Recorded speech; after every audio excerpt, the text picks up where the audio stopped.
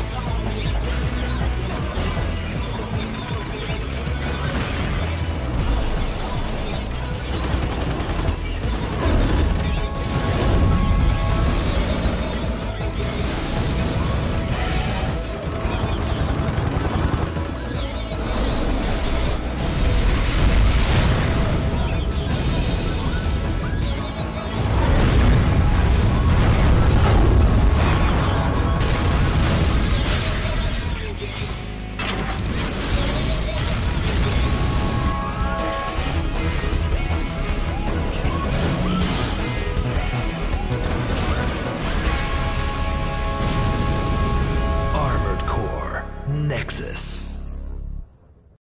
Looking at Nexus, it's a step down in almost every way compared to the previous game, Armored Core Silent Line. The almost being the new controls that take advantage of the right stick finally. I'm not really sure where to start, so let's just start from the beginning. After creating a new save file, we get another cutscene. It shows a bunch of MTs tearing up a bridge, then the rank 1 pilot Genobi showing up. For being a rank 1 pilot, his mech is questionable. He uses a rifle and not just 1 but 2 grenade launchers strapped to his back. I'm sorry, but if you can't get the job done with 1 grenade launcher, then you're probably doing something wrong. He clearly uses Human Plus, something the player no longer has access to from this game onward. I think the discussion of Human Plus is worth its own video, so I'm just gonna hold my peace for now. All I gotta say is I'm gonna miss using back-mounted weapons without being the slowest moving object in the universe. On the topic of cinematics, this game tries to throw one at you at the start of every mission, and that would be cool if a lot of them didn't ruin my sense of immersion. Tell me if you find anything wrong with this cutscene.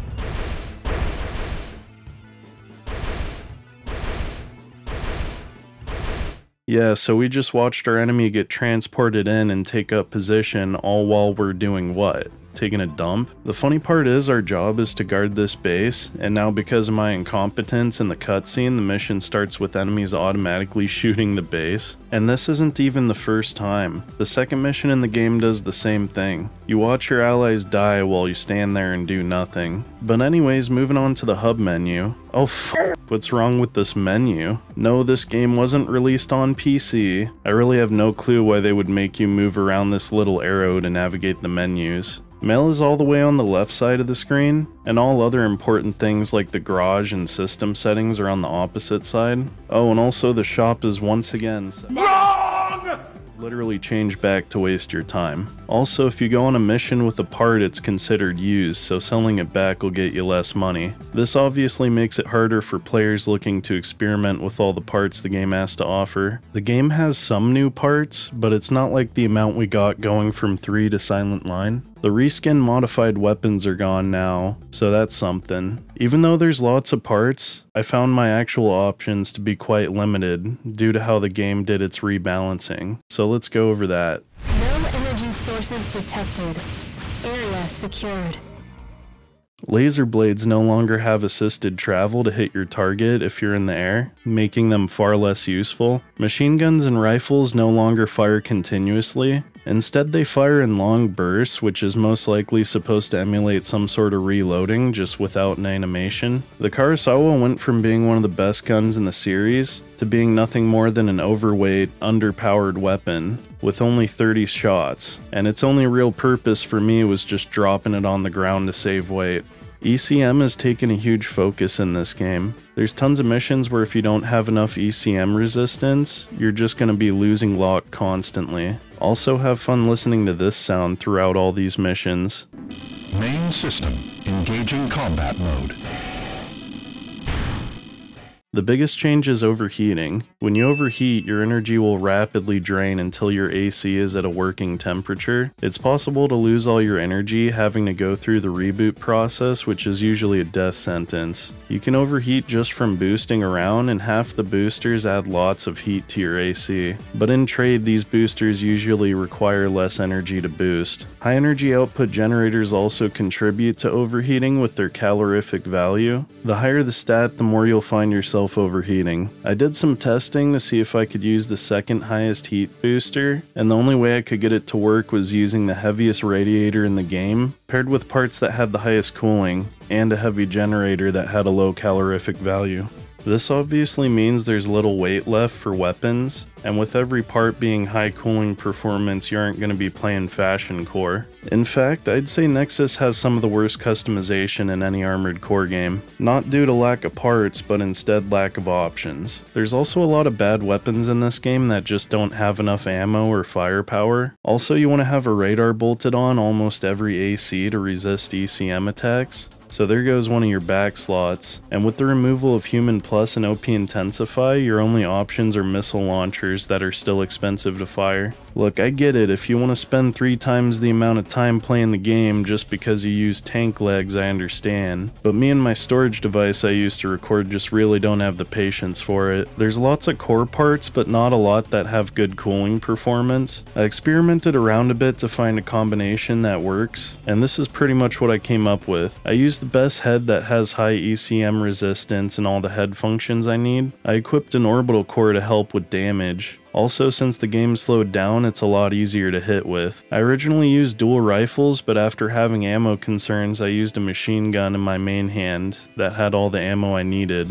I used a radar for its ECM resist capabilities, and an average pair of boosters that wouldn't have me overheating to death, paired with, of course, a heavy radiator to work with my high energy output generator. This mech was good enough to easily get me through every mission in the game. For some reason, people think this game is hard, but in reality, it's just the fact that the game gives you far fewer options than the previous games. I also forgot to mention you can tune parts in this game, but it'll cost you a bit of money. Just from what we've been talking about, I'm sure it's pretty easy to see where you want to tune them. ECM and cooling. Oh yeah, some heads have night vision now too, and you can paint your weapons simple colors, instead of just having the factory color. That's most of the fundamental changes. Before I go any further, I just want to talk about the general feel of the game. There's this lingering sort of fog for most of the missions, and the graphics are just bad. I'm playing this on an emulator, but my friend booted up his PS2 and he did confirm that there's some sort of permanent haze. It honestly looks way worse than any of the other Armored Core games on the PS2. Gameplay still feels responsive, which is awesome, but I can't help feeling the game is much slower than where it was in the previous 2 games. Taking a look at the arena, well, there isn't really an arena. There's missions that have you fighting opponents in an arena format, but maps are extremely limited and you don't get to choose them. I actually like the idea of not choosing the maps. Let's say you have to beat a sniper that uses a huge map to his advantage, but this isn't the case.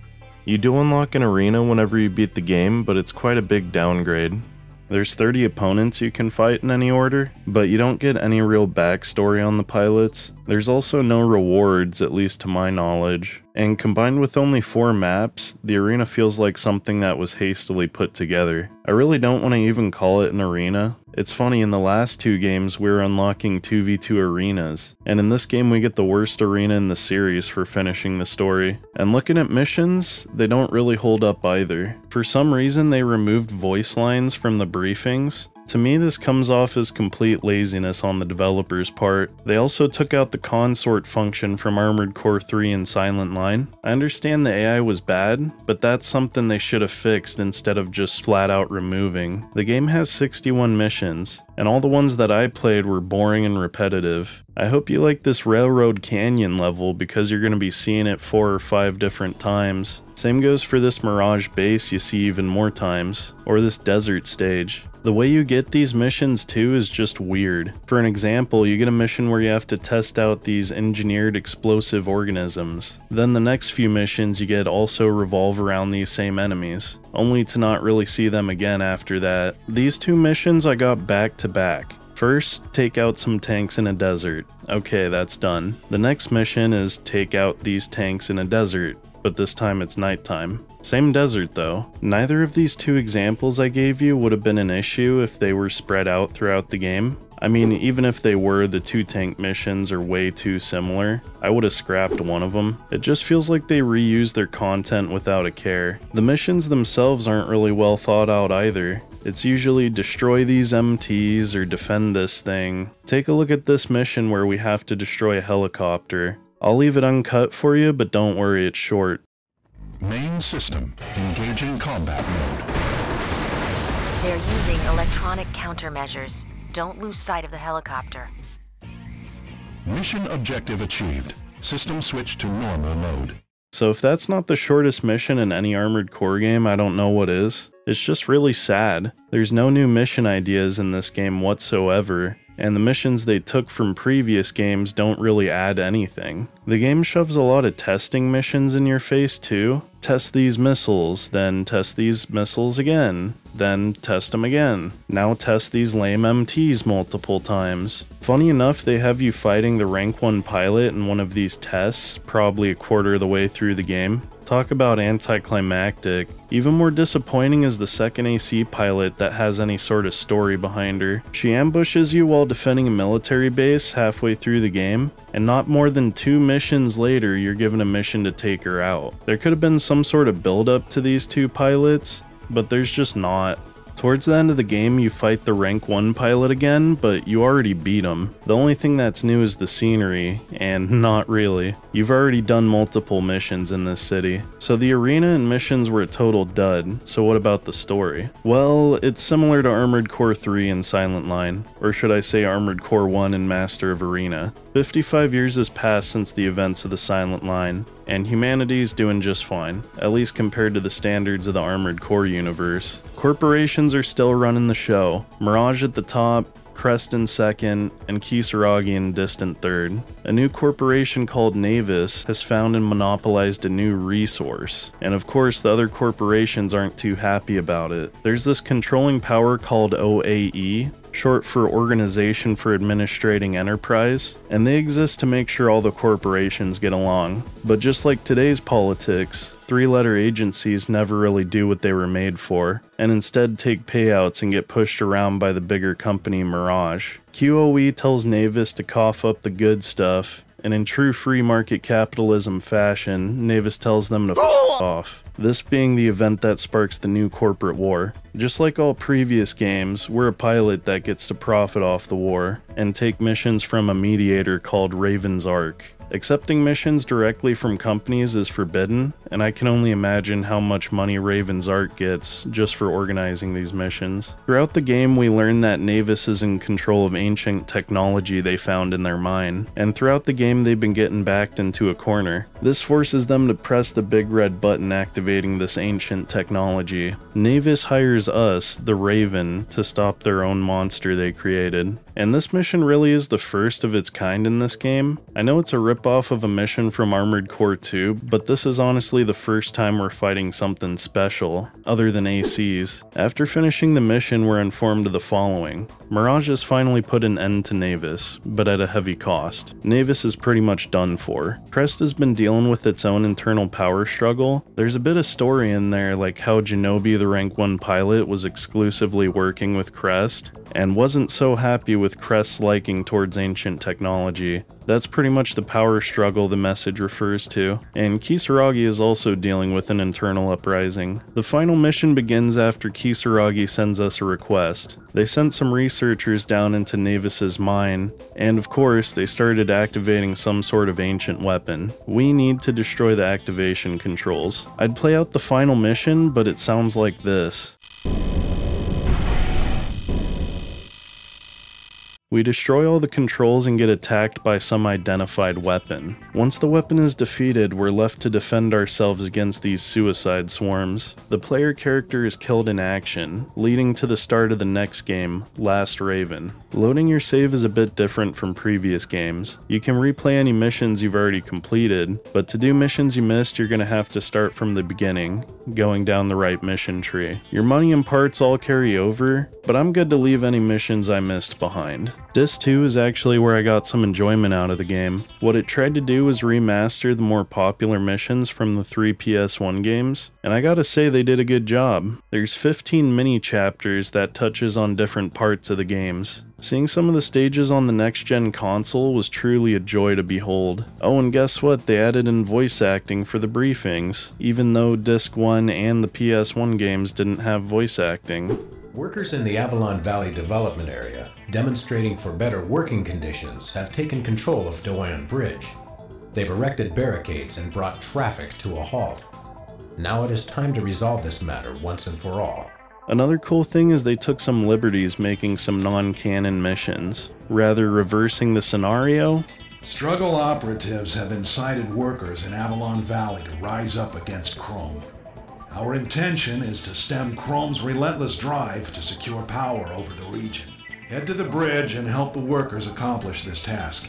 Take care not to injure any workers, as this would reflect poorly on our movement.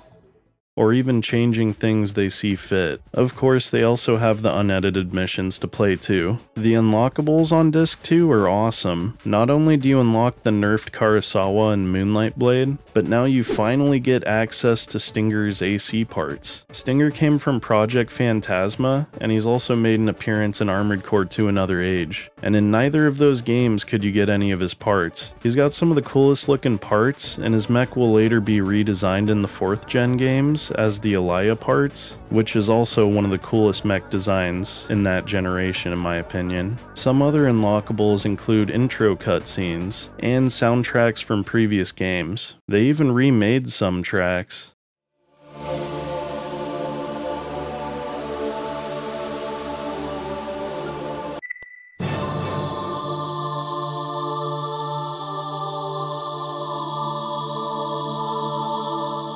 And that's something that I should just mention now before I forget. The game has hands down the best soundtrack out of all the PS2 games. But the coolest unlockables by far are the concept art. I wish I could read Japanese to see what some of these texts say. If Disc 2 came out alone, I'd probably have a lot more respect for the game. I can't even say it's due to nostalgia towards the PS1 games either, because I played the original Armored Core much later on in my life. Disc 2 was so good in my opinion that I'm able to overlook all the balancing flaws this game had, and that alone is saying something. Anyways, I think that checked off Armored Core Nexus. One more new feature that just really didn't fit anywhere else in the video was network play. At least on the western side of the world, this is the first Armored Core game to have online play, which is cool, but I'm obviously not going to get much use out of it today. Nexus might not be the worst Armored Core game, but for me it's certainly the most disappointing. The last game in the series, Silent Line, in my opinion was the best it got, and Nexus didn't really do anything to stay on top of the mountain.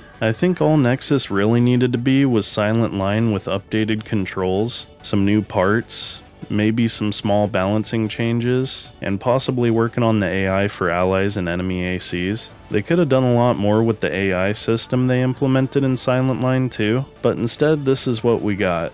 I should also mention that I'm pretty salty about them removing OP Intensify. People will probably just tell me to get good, but I haven't really had any issues with this or the next game in the series. So anyways, if you could do all the things YouTubers usually ask you to do, I'd greatly appreciate it. I hope you enjoyed the first genuine Nexus review on YouTube, and I'll see you guys in Last Raven. Also, shout out to GameSpot for giving this game a 7.7 compared to Silent Line's pathetic score of 6.